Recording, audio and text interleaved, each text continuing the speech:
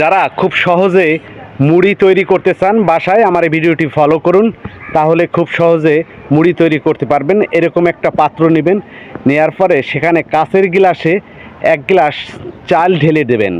অত্যন্ত গুরুত্বপূর্ণ ভিডিও। তারপরে আপনি এরকম 2টো ডিম নেবেন, ডিম নিয়ে সে চালের ভিতরে ভেঙে দেবেন।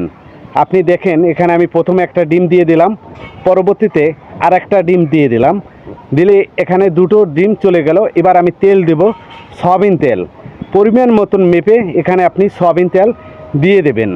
তারপরে এখানে কিন্তু ভালো করে এই চাল, ডিম আর তেল মিশিয়ে নিতে হবে। অবশ্যই আপনি একটু এখানে ভালো করে খেয়াল করুন, সুন্দর করে এখানে মিশিয়ে নেবেন।